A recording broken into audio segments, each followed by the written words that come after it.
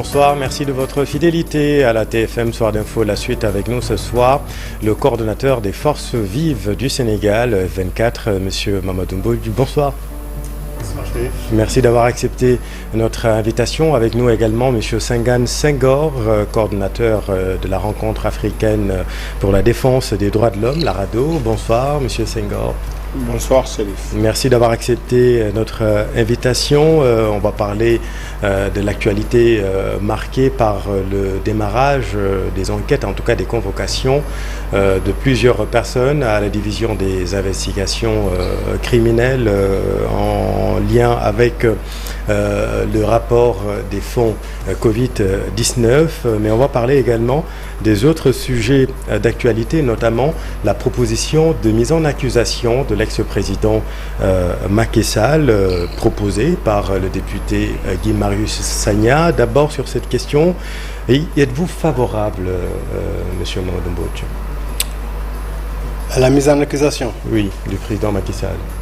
Ben, oui, pourquoi pas? Parce qu'en vérité, lorsque nous examinons la situation de nos gouvernements en Afrique, il y a une sorte d'irresponsabilité totale de nos dirigeants, quoi qu'ils fassent. Et cela n'est pas bon pour la démocratie. Cela n'est pas viable. En tout cas, moi-même, à l'occasion des assises, j'avais préconisé qu'on mette un terme à cette irresponsabilité, même des magistrats. Parce qu'il faut quand même que les gens puissent répondre de leurs actes. Il faut quand même que, lorsqu'on a en charge les affaires du pays, qu'on puisse le faire dans l'éthique et selon les compétences et selon les règles.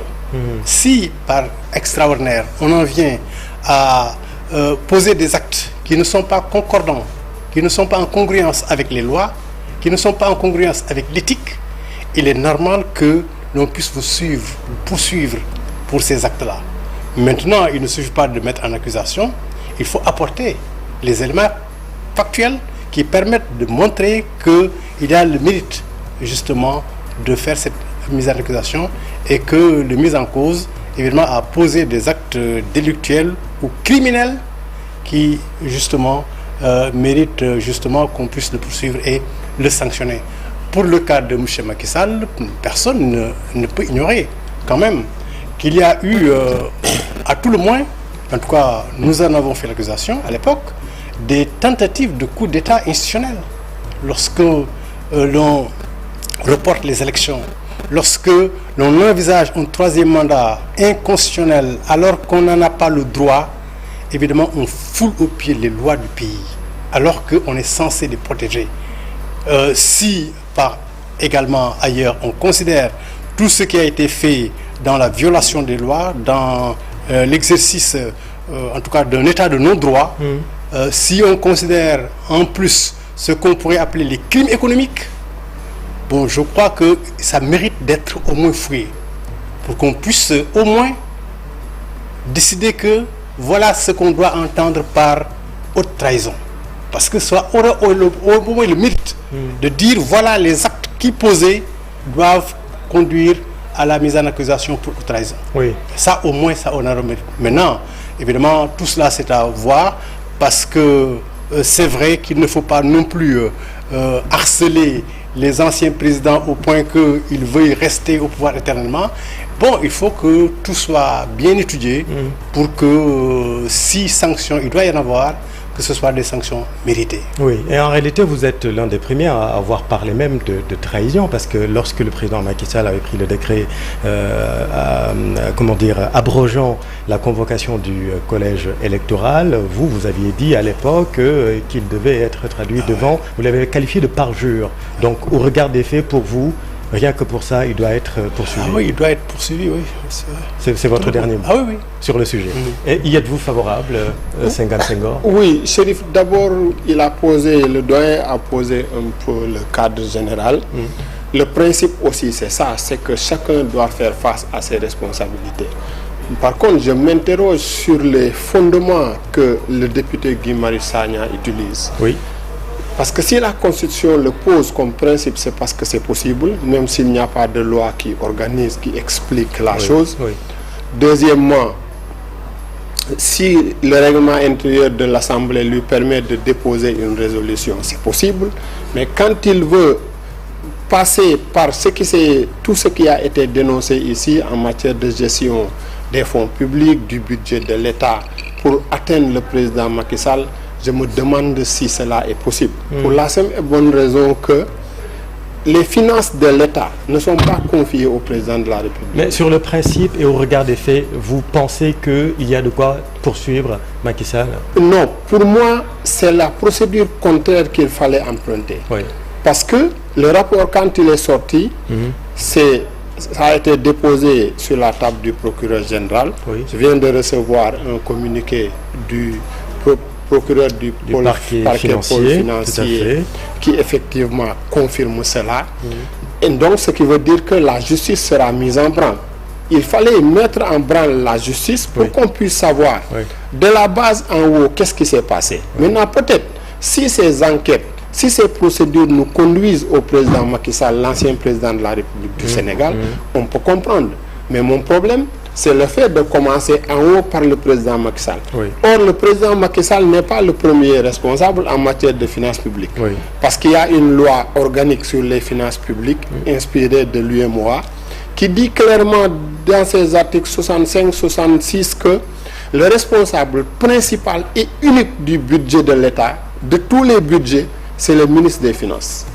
Or, moi, je m'inquiète dans ce pays parce que depuis un bon moment, on parle de détournement, on parle de fonds, de budget falsifié, ainsi de suite. Mais personne ne parle des ministres de l'économie et des finances du président Macky Sall. Et j'entends même, j'ai entendu un ministre de la Justice aller, un ministre de la Jeunesse aller sur les plateaux, défendre un peu tout ce qui s'est passé sur le plan économique. Pour autant, le président Sall n'avait pas fait de lui son ministre de l'économie et des finances, même si ses collègues disent que c'est un brillant économiste. Où sont les ministres de l'économie et des finances du président Macky Sall? Ceux qui ont exécuté le budget, ceux qui ont négocié, ceux qui ont contracté les dettes et tout. Mais ces gens-là doivent venir parce que... Le dernier n'est plus de ce monde. Hein. Oui, le dernier il n'est plus de ce monde, mais les autres sont là vivants. Et nous, ce qui nous intéresse dans l'affaire, ce n'est pas d'aller directement vers le président Macky Sall pour le mettre en prison. Le plus important pour le Sénégal et son avenir, c'est d'abord de comprendre qu'est-ce qui s'est passé. Qu'est-ce qui a été fait. Ce qui s'est passé, on le sait, il y a le rapport exhaustif de la Cour des comptes. Ou non, on ne le sait pas pour le moment. Je pense que les enquêtes, parce que le rapport a été transmis à la DIC, je pense que les enquêtes vont nous donner le fond, les détails de la chose, et là nous comprendrons mieux. Maintenant on verra, si les procédures nous mènent au président Macky Sall, là il répondra de ses actes. À mon avis, il y a une certaine précipitation qui ne dit pas son nom et que je ne comprends pas. Et quand l'opposition parlementaire dit que c'est une grave forfaiture qui avilit et rabaisse la démocratie sénégalaise, est-ce que vous êtes d'accord avec ça? D'abord, première chose, ils sont tous dans la politique, hein, que ce soit le pouvoir, les Guy Marius Sagna et autres, que ce soit les opposants, ils sont tous en politique à un certain niveau, jusqu'à une certaine dimension, on peut les comprendre. Par contre, ce qu'il faut dire, c'est que le harcèlement aujourd'hui aussi qui est fait sur le président Macky Sall, moi je ne le trouve pas très normal. Par exemple, ce qui s'est passé avec lui dans un avion, la pétition que je vois récemment, parce que jusqu'à ce jour, le président Macky Sall n'est pas encore poursuivi. Et c'est un ancien chef. La pétition des intellectuels suite à son admission au conseil d'administration de Mo Ibrahim. De Mo Ibrahim. Pour moi, ça ne se justifie pas. Parce que Macky Sall n'est pas aujourd'hui poursuivi. C'est un ancien chef d'État qui vaque à ses occupations. S'il doit faire face à la justice, il viendra peut-être le faire. Je pense qu'il aura la grandeur de le faire. Mais derrière, moi je vois un combat où des gens veulent se venger, ou se précipitent un peu sur lui, mais en même temps, ils sont en train aussi de décrédibiliser le Sénégal. Parce que Macky Sall porte l'image du Sénégal jusqu'à présent. Au conseil d'administration de la Fondation Mo Ibrahim, il a sa place là-bas, s'il a été coopté. je ne connais pas les règles de Mo Ibrahim, Oui. mais je pense que si Mo Ibrahim l'a coopté, c'est parce que peut-être il a sa place là-bas. Oui. Je le suppose. Vous supposez. En décembre dernier, Monsieur Mamadou Mbodj, parlant de vengeance, vous mettez en garde le nouvel exécutif contre la culture de l'intolérance et de la vengeance. Diriez-vous que nous sommes dans ce cas de figure concernant le président Macky Sall? Non, pas tout à fait. C'est-à-dire que nous, on a un rôle d'alerte. Oui. Parce que on ne peut pas gouverner sur la base d'une volonté de vengeance. On ne peut pas gouverner sur la base de l'intolérance. Et donc, de tout ce qui va dans le clivage. Donc ça, c'est notre posture de sentinelle de la démocratie. Donc ce n'est pas bien. Maintenant, est-ce qu'il s'agit de vengeance ou il s'agit de poursuite liée à la volonté de clarifier tous les actes qui ont été posés? Donc je ne saurais le dire de manière en tout cas tranchée pour dire que c'est de la vengeance. Non. Oui. Parce qu'en vérité, on ne peut pas oublier ce que Macky Sall a fait dans ce pays. Parce que pendant 3 ans, nous avons vécu dans la terreur. Pendant 3 ans, on a emprisonné des gens qui marchaient dans la rue. On a emprisonné des gens qui réclamaient des droits. On a tué des personnes qui ne faisaient rien d'autre que de se battre pour la démocratie. On a vu également qu'il y a énormément de scandales étouffés. Il a dit lui-même qu'il a mis son coude dessus. Et pendant 12 ans, je crois pouvoir dire qu'aucun des membres proches de Macky Sall n'a été emprisonné, mis en cause pour sa gestion. Alors qu'on a même des gens qui ont été identifiés, indexés, et au lieu d'être dégradés, ils ont été rétrogradés, ils ont eu la promotion. Donc, ce n'est pas un modèle de gouvernance. Oui. Ce n'est pas un modèle de transparence. Ce n'est pas un modèle de gouvernance sobre et vertueuse. Donc, notre déception a été très grande par rapport à la gouvernance de Macky Sall. Oui. Et à tous les niveaux, même dans la gestion des ressources naturelles, on se rappelle qu'à un moment donné, au moment où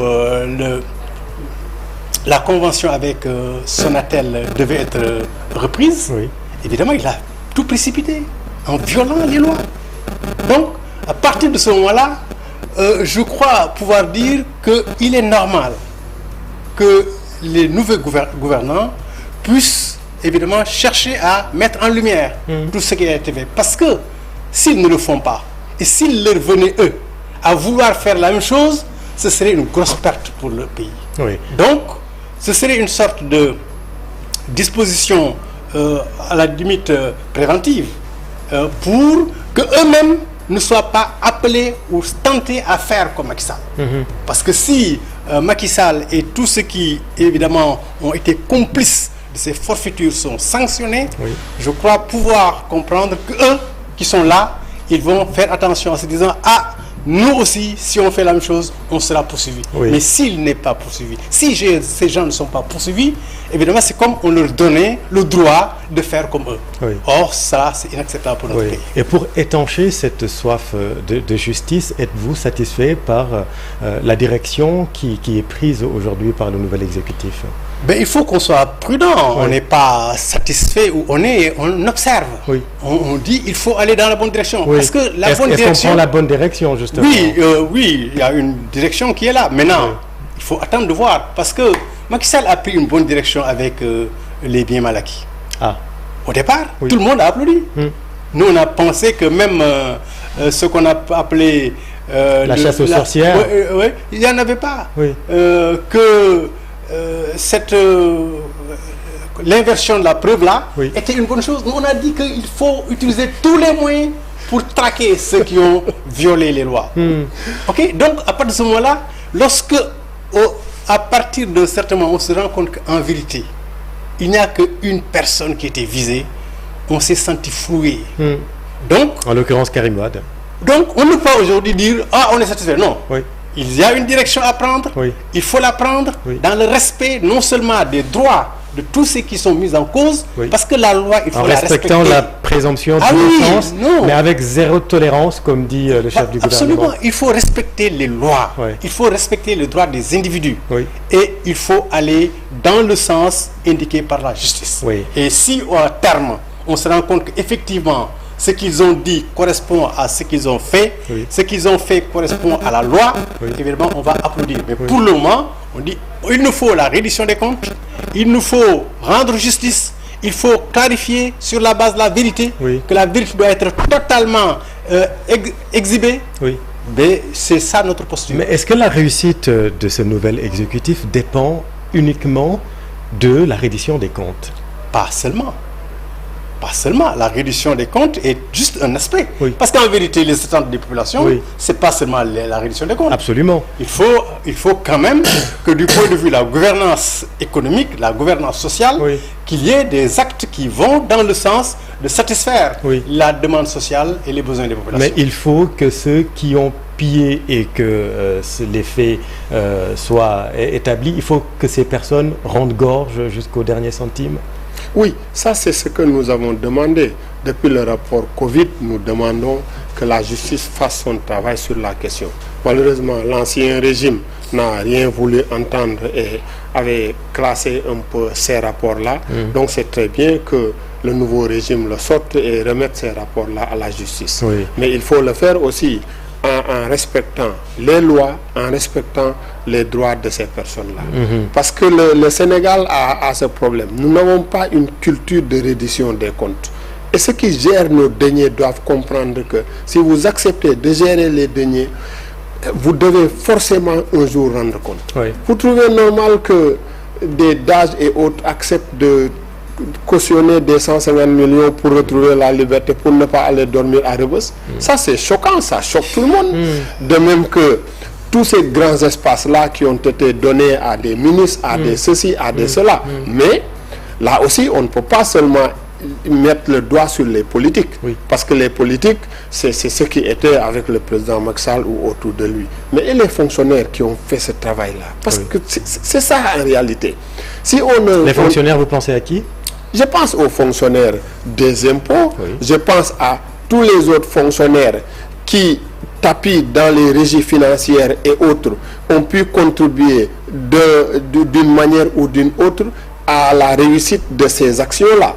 Tous ces gens-là doivent être débusqués et traînés devant les juridictions. La justice doit faire son travail jusqu'au bout. Ça, c'est tout ce que nous demandons. Et l'enjeu, c'est de mettre fin à cette culture d'impunité, Mamadou Mbodj. Ah oui, parce que pendant longtemps, cette culture s'est enracinée et il faut y mettre un terme. Il faut y mettre un terme parce qu'on a une opportunité très grande aujourd'hui. L'Afrique, le Sénégal doivent être aujourd'hui la locomotive. Et pour ce faire, il faut qu'on ait des leaders qui soient capables de mener le train, cette locomotive-là. Il leur faut une vision, mais il faut beaucoup de rigueur, beaucoup de courage, beaucoup de moralité. Parce qu'en vérité, la compétence et l'éthique doivent être les bases de la nouvelle gouvernance. C'est à partir seulement de ce moment-là où ils sont armés de moralité et de compétences qu'ils pourront justement conduire le pays vers les lendemains meilleurs. Et tout ça n'est pas sans conséquence sur la gouvernance socio-économique. Comment le nouvel exécutif peut aussi éviter le piège de la judiciarisation pendant 5 ans et à côté de cela, au niveau socio-économique, les résultats peuvent être familiques. Comment éviter ce piège-là? Mais parce qu'un gouvernement, c'est un ensemble composé quand même de ministres s'occupant de secteurs différents. Donc la justice fait son travail, on le laisse faire son travail. On laisse le ministre et ses magistrats faire le travail. Le ministre de l'Agriculture s'occupe évidemment de l'élevage et de l'agriculture. Chaque ministre s'occupe de son champ et les bœufs seront bien gardés. Donc si chacun fait son travail conformément à la vision qu'ils ont dégagée, aux ambitions qu'ils ont manifestées, évidemment je crois que ça peut marcher. Mais il ne faut pas que tout se retourne sur la justice ou la judiciarisation Et comment éviter ce piège-là? Oui, ça revient à la première question que vous avez posée. La reddition des comptes aussi ne pas être un programme. Oui. Il faut un travail, il faut que le travail se fasse partout, à tous les autres niveaux, pour un peu produire des résultats. D'où l'importance aussi de bien communiquer autour de la question, mais de laisser aussi, c'est pourquoi moi j'ai un peu j'ai des difficultés avec le gouvernement, avec ces nombreux licenciements-là. Parce que les arguments que j'ai entendus le gouvernement défendre à l'Assemblée, pour moi c'est des arguments qui ne sont pas convaincants. On ne peut pas renvoyer des jeunes sous le prétexte que c'était des recrutements politiques. Parce que ce que ces autorités-là doivent comprendre, c'est que peut-être ces jeunes-là ont trouvé du travail avec le régime de Macky Sall, mais peut-être même que la plupart de ces jeunes-là ont voté pour eux. Donc il faut éviter de faire cette distinction entre les Sénégalais, ça ne mènera à nulle part. Et ils doivent comprendre autre chose. La justice aussi, c'est pour parler un peu de la célérité qu'ils sont en train de demander. Ces procédures-là qui sont en train d'initier, la majeure partie de ces procédures se termineront après les 5 ans. Ça veut dire peut-être après le premier mandat du président Diomaye. Si Diomaye n'a pas un deuxième mandat au Pastef, peut-être ce sera après leur exercice du pouvoir, ces procédures-là. Parce que la procédure prendra un long temps. Oui, mais sur les licenciements, excusez-moi de vous interrompre, l'État aussi parle d'un trop-plein parce qu'il fallait caser la clientèle politique. C'est aussi un élément que l'on peut comprendre aussi. Oui, c'est les arguments qu'ils utilisent, moi je dis. C'est possible ce que vous dites. J'ai entendu un autre argument, que le ministère qui a recruté n'était pas le ministère habilité. On peut reprocher ça à un travailleur. Un travailleur ne peut pas comprendre ça. Ce qui intéresse un jeune qui vient de sortir de l'université, d'une école, qui cherche du travail, c'est de trouver du travail. Qui a signé, qui a négocié, avec qui ça a été décidé, ou ça c'est pas son problème à lui. C'est là où il y a la difficulté. Et puis, aussi l'ampleur des licenciements, parce qu'on aurait pu aussi le faire de manière graduelle. Mais mettre tous ces gens-là dans la rue en un temps un peu, c'est violent. C'est violent. C'est très violent parce que ça a des conséquences sur les familles. Absolument. Et le danger, parce que ça aussi, je sais que les jeunes sont en train de regarder, qu'ils se gardent de remettre des jeunes de leur parti là-bas. Parce que ça ne marchera pas. Et justement, dans ces circonstances, le Front social, le Front syndical pour la défense du travail n'est pas satisfait des discussions engagées avec le gouvernement en vue de signer un nouveau pacte de stabilité sociale. L'objectif, c'était d'avoir le document le 1er mai. Nous sommes à quelques semaines, dans 2 semaines. Est-ce que vous pensez que dans ces circonstances, on peut élaborer un nouveau pacte de stabilité sociale? Mais tout dépend de la volonté des uns et des autres. Il faut que le gouvernement écoute très bien les syndicalistes, parce qu'ils sont porteurs quand même de revendications qui sont souvent tout à fait légitimes.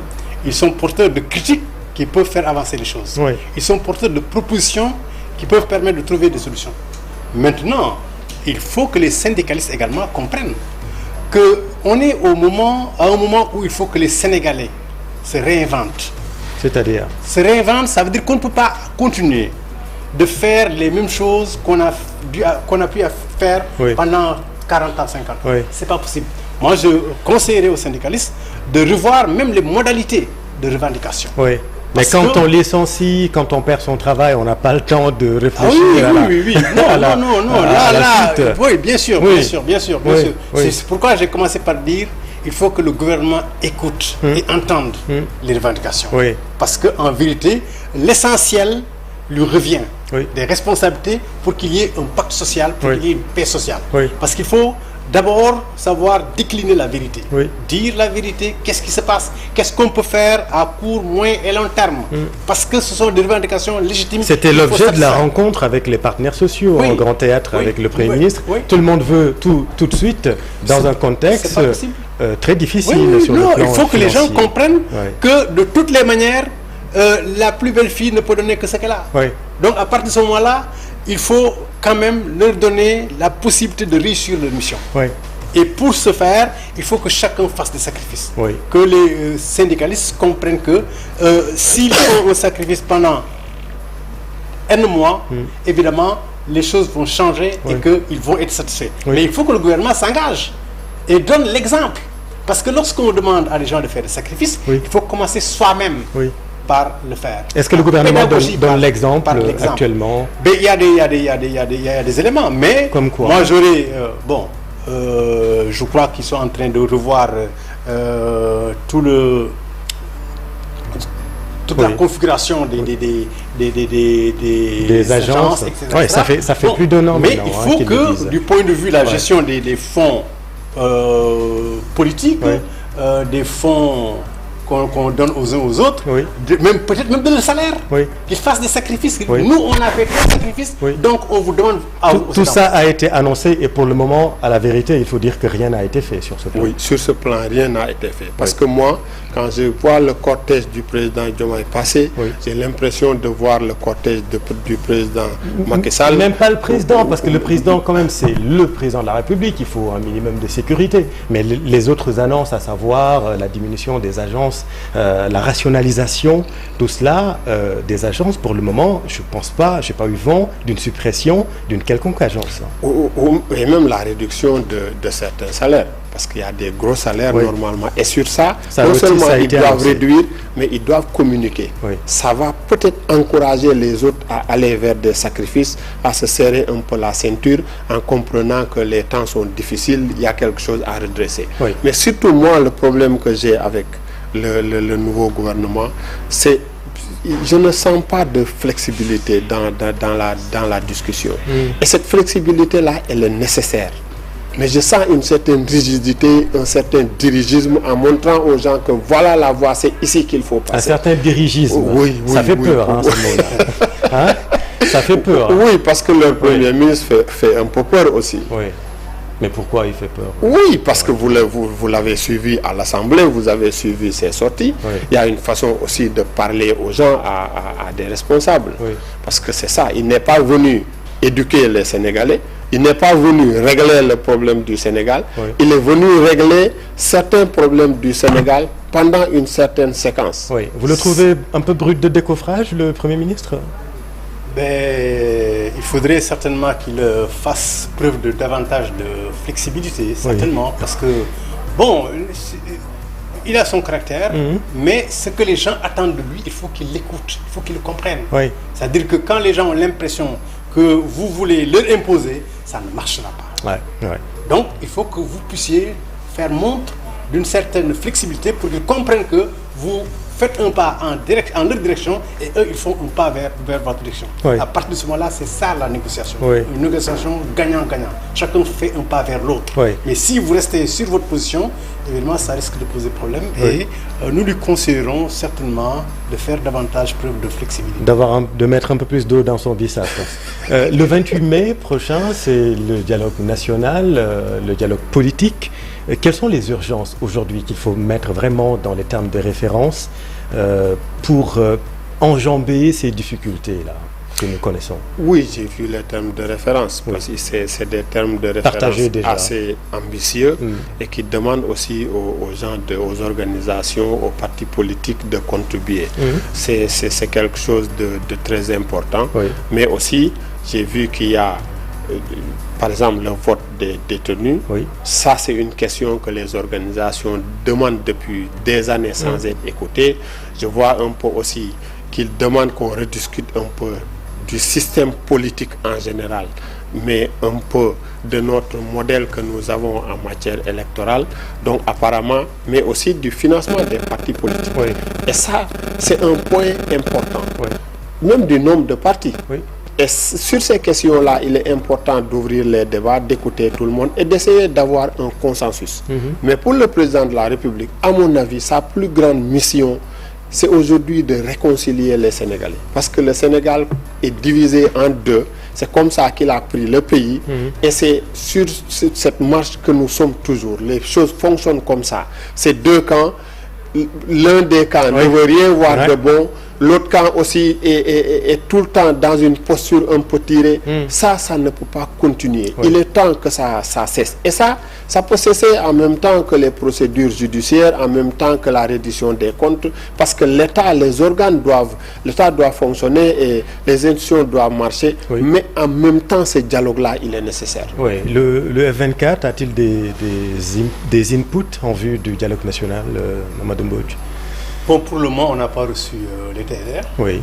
Donc, mais nous avons dit et répété qu'il fallait aller vers la fin de l'hyperprésidentialisme. Oui. On a dit et répété qu'il faut quand même qu'il y ait l'indépendance et l'équilibre entre les pouvoirs. J'ai entendu dire qu'il y a une loi sur la déclaration de patrimoine. La déclaration de patrimoine élargie nous avons dit à plusieurs fonctionnaires. Depuis plusieurs années que même pour le président de la République, il faut que cette déclaration se fasse plusieurs mois avant pour qu'il y ait une enquête sur les avoirs qui sont déclarés. Ah bon? Et que, oui, parce que sinon, on ne peut pas... Plusieurs mois avant, c'est-à-dire que le candidat fasse sa déclaration plusieurs mois avant. Tous ceux qui veulent être présidents, qui sont présidentiables, fassent leur déclaration de patrimoine d'abord, premier acte. Et surtout après le mandat, parce que c'est ça aussi. Et à partir de ce moment-là, on vérifie, est-ce que vous êtes multimilliardaire mal acquis? Sinon, si vous avez mal acquis vos biens, vous ne pouvez pas nous diriger. Si vous avez une moralité qui n'est pas à la hauteur, vous ne pouvez pas nous diriger. Une moralité douteuse. Et il faudrait donner aux citoyens la possibilité même de dénoncer tous ceux qui veulent être présidents et qui ont commis des actes qui sont délictuels et qui ne sont pas connus. Il y a le projet de loi sur les lanceurs d'alerte, ça tombe bien. Oui, mais si on fait ça dans la déclaration de patrimoine, je crois qu'on aura de meilleurs profils, évidemment, pour avoir un Sénégal qui soit bien dirigé. Parce qu'encore une fois, la direction du pays, le leadership, doit reposer sur la compétence et l'éthique. Oui, la compétence. Ce sont les piliers de la gouvernance moderne. Et l'intégrité. Merci beaucoup. Il y a des points que je ne retrouve pas aussi dans les TDR qui nous semblent être des points importants. Et nous le disons depuis des années. Ceux qui gèrent nos deniers, ceux qui sont dans nos régies financières, ceux qui gèrent notre foncier, ils doivent s'écarter de la politique. Cette loi-là, on doit forcément la voter au Sénégal. Oui, pour dire, voilà, les directeurs, les responsables dans l'État qui ne peuvent pas faire de la politique. Pour une bonne gestion, une bonne gouvernance, il faut ça. Sinon, ce qui va se passer, c'est que les gens vont s'enrichir aux dépens de l'État et venir avec ces milliards-là se bousculer pour nous diriger. Et nous perdons beaucoup avec la corruption. Je vais peut-être finir par là. Mamadou Mbodj, vous souffle la dépolitisation de l'administration.